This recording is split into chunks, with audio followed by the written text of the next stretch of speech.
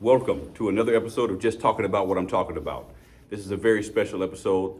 It's one that I think that is useful and really comes from the heart. So what I want to talk about is what I wish I knew before I graduated. For some, the opportunity, the chance, the thing you've been waiting on for so long to graduate college. Congratulations. I want to first congratulate all the graduates. And if you're not graduating, your time will come. I saw a poster the other day and it said, if you're brave enough to start something, then you're brave enough to finish. All right, so congratulations.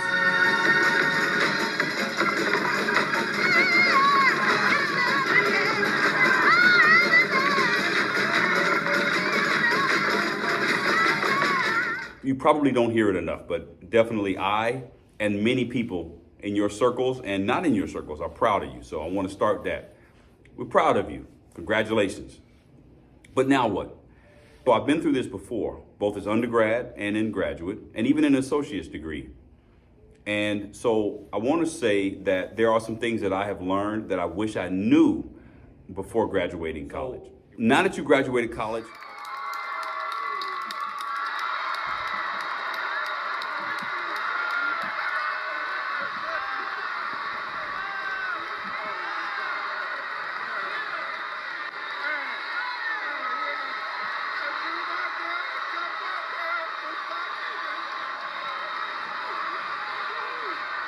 although almost graduated college, I should say, right? Number one thing, relax. Okay? I'm getting my suitcase. Mama, that burned. Okay?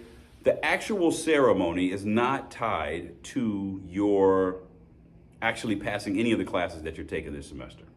What you talking about, Willis? Once you apply for graduation and you've met all the requirements, all they're checking for is that if you were to pass all the classes that you're taking this semester, you would graduate, and therefore you get to walk. You don't have to pass the classes, obviously you want to, but you can go ahead and invite people. You can invite Nana, you can invite Big Mama and all of them, okay? Pookie, you can invite them, it's okay, okay? You will walk, okay? Another thing on a side note is that you don't actually get your degree when you walk. When you walk across the stage and they hand you that nice folder, there's no degree in there, right? What I wish I knew before I graduated work-wise. So if you don't have a job lined up, you don't have an internship lined up, don't be concerned. It's normal, okay? One of the things I would say is that apply right now, right? Even though you don't actually have the degree yet, you can likely find a job. So you don't have to wait to apply. When you're applying for jobs, you need to apply for a lot of jobs. This is, reality is today is that most of the applications, 99.9% of the applications you're going to put in for any professional job is going to be online, right? And those jobs are going to be filtered by a computer system. 21 gigawatts! 1.21 gigawatts! They built the job requisition. They put it out on the various sites, on the job site, on LinkedIn and whatnot like that. And based on the applicants, they have to whittle that down, right? And how they do that is by keywords, right? They have an algorithm and they say, based on the keywords from the hiring manager, which are usually written, at least to some degree, in the job description, right? So, maybe engineering or computer science or business or history or whatever, bachelor's, any of those keywords, right? So what it's going to do is it's going to search through all the applicants and it's going to rank them. And it's going to rank them based on the amount of keywords that were required that hit. And so they will give them however many they ask. They might ask for the top 5, top 10, top whatever, right? I would highly encourage to pay someone to make your resume. And it pays for itself. And I know, your mom or your cousin or somebody may have made your resume, but you really have to sell yourself. And getting another person, somebody who does that for a living, is well worth it. So I would highly recommend for your graduation gift for someone to pay for you to get a professional resume written. A big thing that I recommend everybody do. The second thing, when you're looking for a job, you need to apply for a lot of jobs. As I said, it's online. It's not in person anymore. So the pool of people that you're up against that are for that job just got bigger. People all over the country, perhaps even the whole world, are applying for that job, right? So it's not just the place where you happen to live in. It's now global. Okay, many of the jobs that are going out, the job requisitions, the job, requests that they're asking for people to apply for. Okay, if you break them down, it comes out to about like this. You have 100% of the jobs, right? So about 25% of those jobs are not real jobs. Positions for a task that they think they may need if certain things fall into place.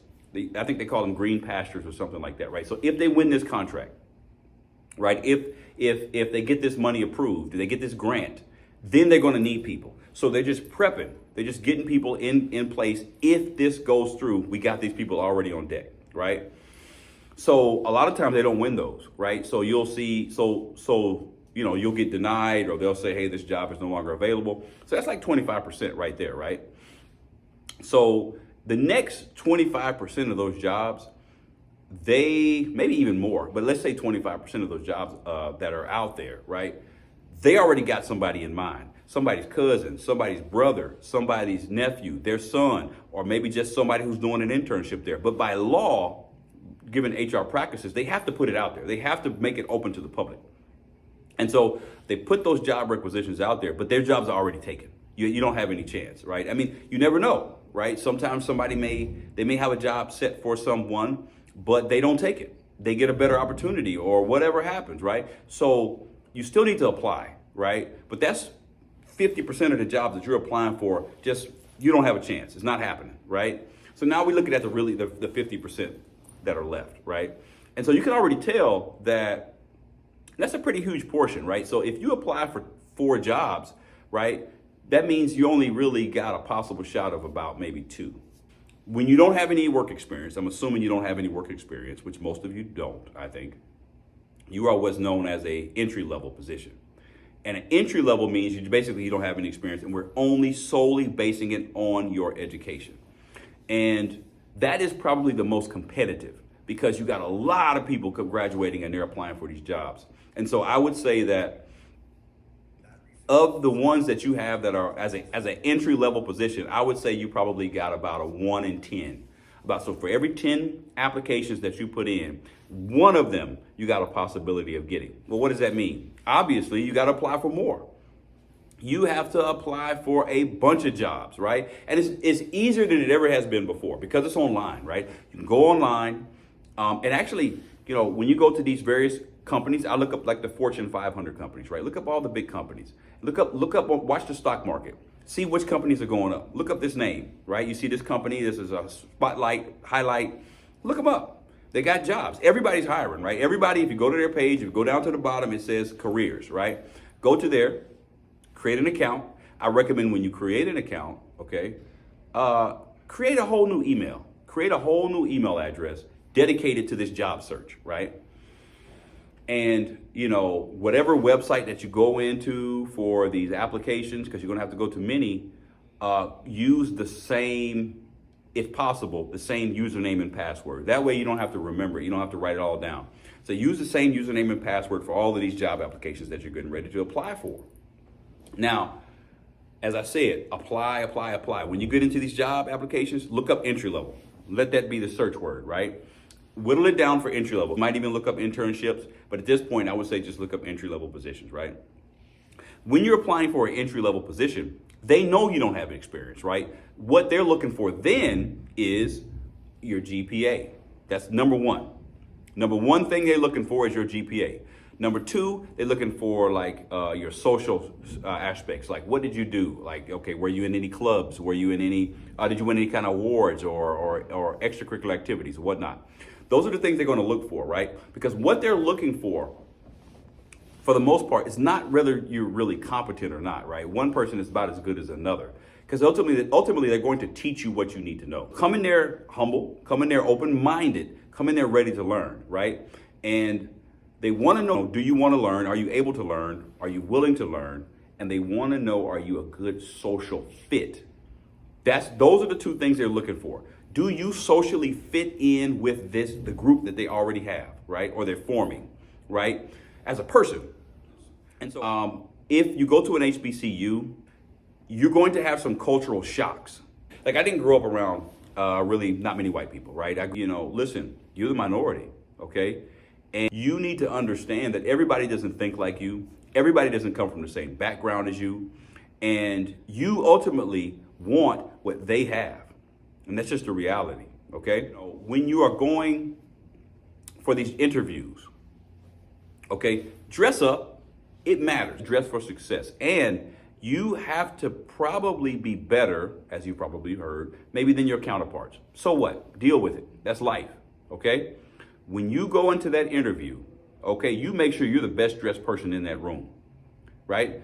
And guys and ladies, you need to learn how to dress. Guys, you need to learn how to tie a tie. That, right? This ain't the club, okay? Because when you walk in there with your stuff hanging out, what they gonna think is, the ghetto. you need to keep applying. The job of a corporation is to maximize profits for its shareholders. You are always open to jobs. You should always apply. Maybe not heavily, right? Create your LinkedIn, have it open. Even if you get hired, have it open, right? Keep your resume updated. Still apply. You keep it open, right? Because another opportunity could come that could be better, right? And it's no hard feelings. If somebody offers you, $5,000 or $10,000 more for this job, right? And you got this job. If it's not all about money. If you're a new graduate, you're going for entry-level positions, you don't really know what you like. More than likely, right? You're not really sure, right? You just want a job. You want some money. You're tired of being broke. So get that money. Now I want to leave you with that. Top things. Get your resume professionally done and apply for at least 100 jobs and dress for success, right? You never know who sees you out and about, right? And lastly, articulate. Learn how to talk to people who do not look and think like you. Peace. Love you.